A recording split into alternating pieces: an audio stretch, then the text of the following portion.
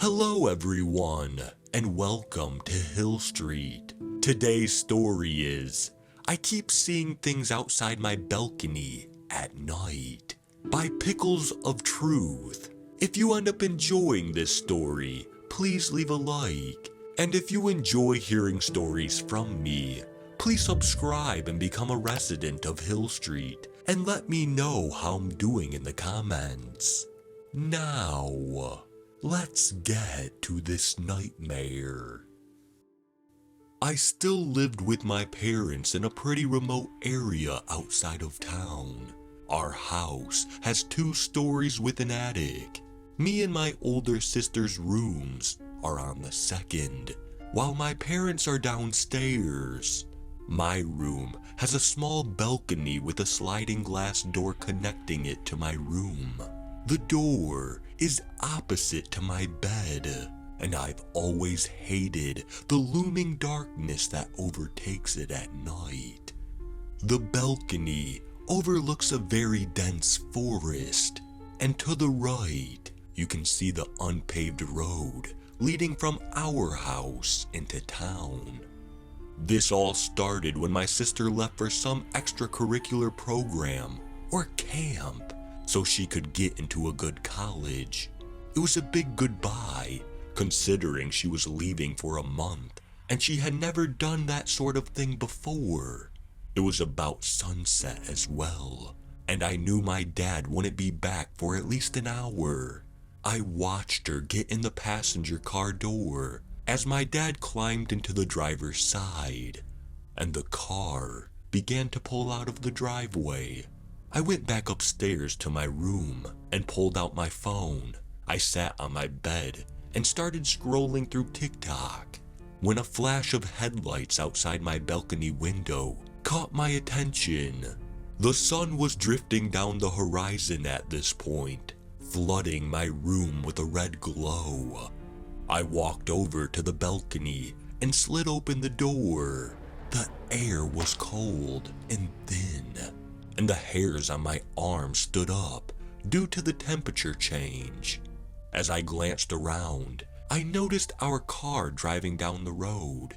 I leaned against the balcony to see them for as long as I could, when I suddenly darted my gaze over to the left. My heart sank as I saw something, a shadow, shrink into the bushes lining the forest edge. It was most likely a wild animal, but still, it felt wrong. The figure looked too human. I quickly stepped back inside and rushed downstairs. I worryingly knocked on my mom's door, and she opened it and asked what my problem was. I saw someone run into the bushes outside, I said. I don't know what I thought she was going to do, but she said, probably an animal. Just leave me alone, and shut the door abruptly. I stared at the door for a good 15 seconds before deciding to return to my room. I wanted to distract myself with my phone, but as the day turned to night and as the rain started to pour, I couldn't help but glance at the balcony door a few times. Finally, I saw the familiar lights from my dad's car returning from the road it left on. It made me feel a bit safer. Later that night, I had put my phone down and decided to rest.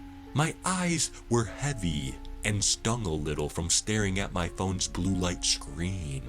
The sound of heavy rain filled my ears as I drifted off to sleep. A different sound jolted me awake, the sound of light tapping on glass. And of course, it was on the balcony door. I threw my covers off and flicked the light on, staring at the void on my balcony in terror. Nothing was there. "Dad!" I yelled. "Come up here, please!" There was no answer. So I stormed my way downstairs and pounded on my parents' bedroom door.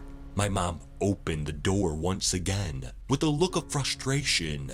"It's 1 a.m. What's your problem?" she said. "My problem is someone was tapping on my balcony window. I half shouted back. Fine. She glared with tired eyes and made her way upstairs. I followed close behind her, and finally we made it to my bedroom. My door was wide open, just as I had left it, but so was my balcony door. Did you open that?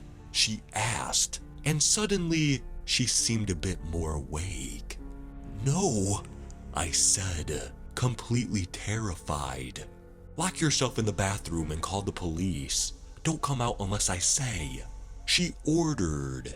I did as she said, and I was crying at this point. My shaky hands locked the door and dialed the buttons on my phone. 911, what's your emergency? The operator said. Completely panicked, I replied with my address, and then, someone's broken into our house. The balcony door was open. As I answered the operator's question, I noticed my volume and brought my voice down to a whisper. It was too quiet.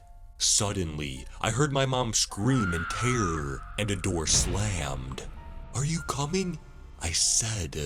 I've dispatched police and they're on their way. Stay on the line.